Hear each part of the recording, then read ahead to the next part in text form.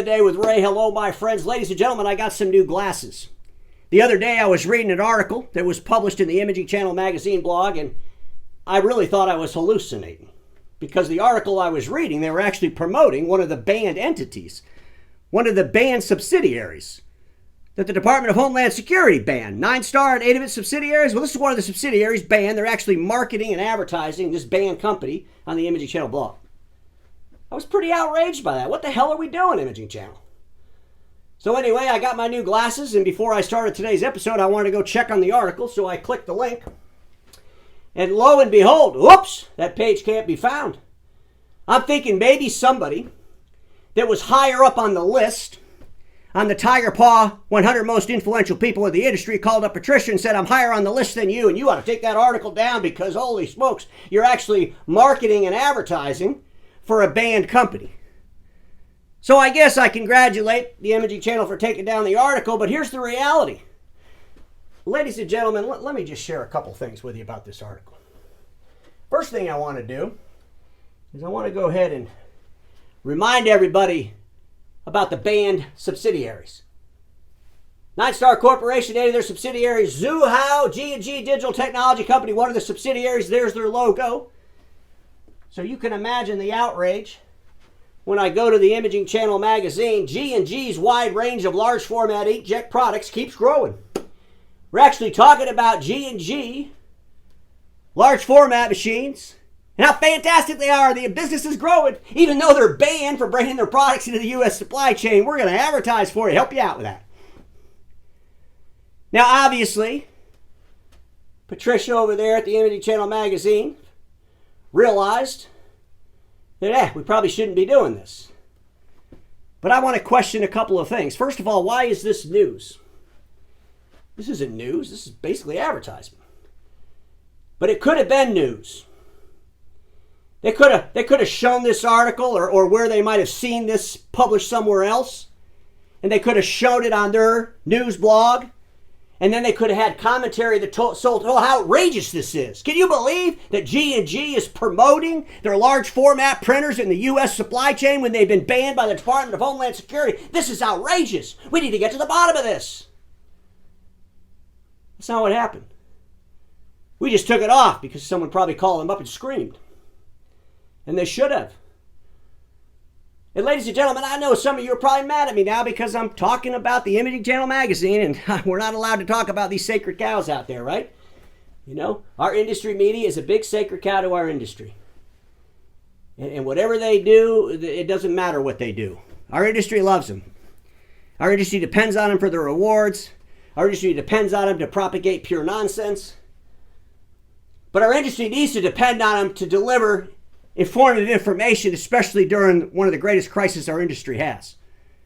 And this goes for the Imaging Channel magazine, this goes for Keypoint Intelligence, this goes for ENX, this goes for Frank Canada and the Canada Report. Where in the hell is the content on this story? And I'm not talking about passive nonsensical comment or where you're just copying and pasting what Lexmark might have said or what Static Control might have said.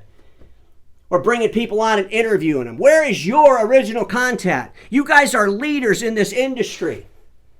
Supposedly, I've heard interviews with some of you folks where you talk about how, well, some people think they can stand in front of a camera and deliver valuable content to the Imaging Channel. They don't realize how hard we work to write all this stuff and prepare all this information for our blogs. Well, obviously, there wasn't much preparation when you all decided to advertise for G&G because you took it off, realizing you had made a mistake. And ladies and gentlemen, I want you all to remember, our industry's media, they just don't blast me publicly. And they should if they have an issue. They do it behind closed doors. They don't do it in front of a camera. They do it behind a camera. They do everything they can to try to ban me from going to a dinner. You got the BTA organization. Lawyer Bob Goldberg sending me a letter. We don't want our logo on your website. We don't do that. But yet they're out there with Ninestar's logo on their website. A banned entity. Ladies and gentlemen, we need to expect more from our industry's media and analysts. They have got to help us navigate through this journey. This Lexmark story is not going away. I'm going to share an article with you right now that's going to literally scare the crap out of all of you when you see where this is going. So this was published in Sourcing Journal. I'm not going to read the whole thing, but the title of it says, "Is Powerful Uyghur Legislation on Its Way?" Ladies and gentlemen, listen to this.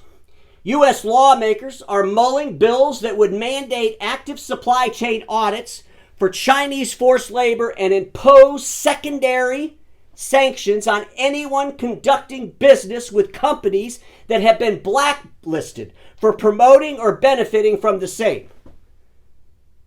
They're going to get secondary sanctions on the benefactors of the products that are being built. Let me read it to you a little bit more clearer from Senator Marco Rubio. Further action must be taken to hold accountable those individuals and entities benefiting from the forced labor of Uyghurs. Rubio said in a statement, not only should China's genocidal regime answer for the crimes they are committing, but also the companies that profit from these atrocities. Ladies and gentlemen, our Senate, our Congress is all over this. Time is running out for our industry to address this issue regarding Lexmark and all of the Ninestar subsidiaries. You cannot allow Lexmark to control the narrative without even asking them for the details around the narrative they're trying to control, which is pure horse shit. I will say this, Senator Rubio. The minority leader, Mitch McConnell, has a company in his home state of Kentucky. The company is called Lexmark, and the company is owned by a PRC company called Ninestar. Lexmark issued a statement, and they said in the statement that they stopped using the supplies from the subsidiaries that were banned by the Department of Homeland Security by saying that they admitted that they have products in the supply chain somewhere that are tainted with the sweat of forced labor. Where are those products at? Are they still in warehouses? Can we destroy those products? Or are they being sold into the marketplace? We can do more, but in order for us to do more, we have to ask harder questions. Ladies and gentlemen, you got to start doing your own research because your industry's not going to do it for you, obviously. The industry's leaders out there are not touching the story for some reason. They're afraid they're going to upset their friends at Lexmark. They're afraid they're going to upset people. I got to be honest with you, ladies and gentlemen. The industry's inability to have conflict is crippling its actors. And it'll be those who muster the courage will run over those crippled with fear. I want everybody to think about this. Our industry has outsourced a lot of its manufacturing to China. There's no doubt about that. But I have said in the past, PRC-owned companies, they're controlled by the Chinese Communist Party. Companies that just use China manufacturing, those companies have choices where that manufacturing goes. But I'll tell you something. I believe every single organization that manufactures in China has spent the second past the Department of Homeland Security's ban of Ninestar and 8 of their subsidiaries, looking into their own supply chain. They're investigating it like crazy to make sure that nothing they're doing is violating human rights. And the second they determine that they don't have any tainted products, they are going to come after those that do with a vengeance. I think about HP. HP has an opportunity to completely wipe Lexmark off the planet.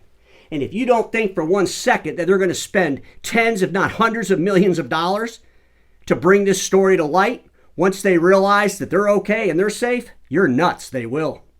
That goes for all the other OEMs.